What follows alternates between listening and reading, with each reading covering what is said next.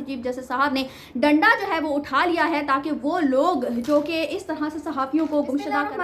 अस्सलाम वालेकुम, मैं हूँ हिरा हसन और आप देख रहे हैं मेरा यूट्यूब चैनल। चीफ जस्टिस ने जी अब डंडा चला दिया है और इमरान रियाज के हवाले से एक बहुत बड़ा हुक्मनामा जो है वो जारी कर दिया है। उनकी रिहाई का हुक्म जो है वो दे दिया गया है और अब तक की सबसे बड़ी खुशखबरी जो है वो सुप्रीम कोर्ट का यही सबसे बड़ा फैसला है जो इसको बहुत ही ज़्यादा खुश आइन जो है वो इमरान रियाज खान के हवाले से बहुत ज़्यादा खुश आइन जो है वो करार दिया जा रहा है। और वो किस तरह से करार दिया जा रहा है ये मैं आपको इस वीडियो में बताऊंगी। और धमाकेदार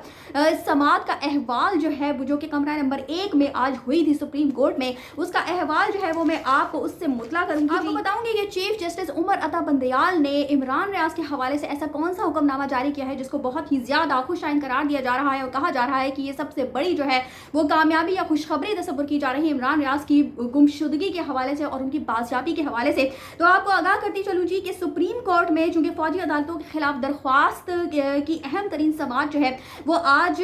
हुई थी और इमरान रियाज की गुमशुदगी का उस समाअत के अंदर जो है वो मुद्दा उठाया गया है। और सबसे बड़ी अदालत के कमरे नंबर 1 में जी सरदार लतीफ खोसा जो इस केस में दलाइल दे रहे थे, उन्होंने इमरान रियाज की गुमशुदगी की बात की और इस 7 रुकनी बेंच के आगे जो है वो उन्होंने ये मुद्दा उठाया है। जब से 9 मई के वाकयात हुए हैं तो उस हवाले से जो फौजी अदालतें हैं उनमें केसेस जो हैं वो चल रहे हैं, उनके खिलाफ जो दरख्वास्त है वो दायर की गई थी सुप्रीम कोर्ट में। उस केस की जो है वो आज इंतहाई अहम समाअत थी और उस इंतहाई अहम समाअत में जो 7 रुकनी बेंच जो है वो तश्कील दिया गया था, उस बेंच के आगे जो सरदार लतीफ खोसा है उन्होंने इमरान रियाज का केस जो है वो उसका मुद्दा जो है वो उठाया इन 7 अफराद के आगे। अच्छा जी, चीफ जस्टिस उमर अता बंदयाल को लतीफ खोसा ने बताया जी कि 9 मई के जो बाद किस तरह से शक की बुनियाद पर सिर्फ लोगों को उठाया गया और बदतरीन क्रैकडाउन जो है वो किया गया है और कई केसेस जो है फौजी अदालतों में चल रहे हैं। वो कहते हैं जी कि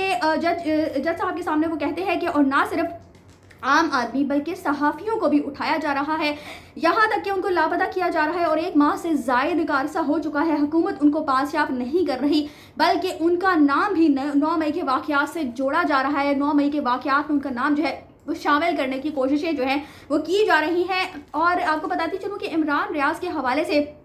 जो इस समाअत में उनका जो मुद्दा उठाया गया है वो इनडायरेक्टली उठाया गया है, यानी उनका नाम नहीं लिया गया, लेकिन लतीफ खोसा ने बहुत ही खूबसूरती के साथ जो है ये मुद्दा जो है वो चीफ जस्टिस साहब के सामने रखा है। और वो कहते हैं जी, ये दलाइल पेश करते हुए वो कहते हैं कि 9 मई के वाक़यात में मुलव्वस अफराद से मेरी कोई ख़ास हमदर्दी नहीं है, लेकिन नाजायज़ गिरफ्तारियाँ और उनके केसेस जो है वो फौजी अदालतों में चलाए जाने के मैं खिलाफ हूँ। और वो कहते हैं कि मैं नाम नहीं लेना चाहता लेकिन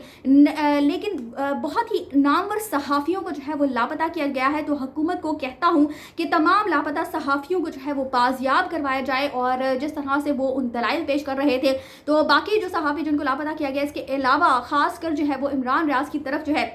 वो इशारा किया गया है। और आपको इस हवाले से बताती चलूँ कि 7 रुकनी बेंच में शामिल फीमेल जज जिनका नाम आयशा ए मलिक है, उन्होंने कहा है कि इंसानी हुकूक की खिलाफ वर्जियों को रिपोर्ट करने वाले सहाफ़ियों का उठाया जाना, अगवा हो जाना समझ से बालातर है, लिहाजा हुकूमत और कानून नाफिज करने वाले इदारे फौरी तौर पर ऐसे सहाफ़ियों को जो है वो रिहा किया जाए। तो ये जो 7 रुकनी बेंच है जिस तरह से अब इसके आगे ये मुद्दा उठाया गया और इस हवाले से जो उन्होंने एक हुक्मनामा जो है वो जारी किया है, तो इमरान के हवाले से इस बात को बहुत ही ज़्यादा खुश आइन करार दिया जा रहा है क्योंकि अब ये सुप्रीम कोर्ट के आगे जो है यानी सबसे बड़े फोरम पर जो है वो पाकिस्तान में इस मुद्दे को उठा लिया गया है। और चीफ जस्टिस ने भी नाम लिए बगैर कहा कि फौरी तौर पर ऐसे सहाफ़ियों को रिहा किया जाए। एक तरह से चीफ जस्टिस साहब ने डंडा जो है वो उठा लिया है ताकि वो लोग जो कि इस तरह से सहाफ़ियों को गुमशुदा कर रहे हैं और उनको अपनी तहवील में ले जाने के बाद इस तरह से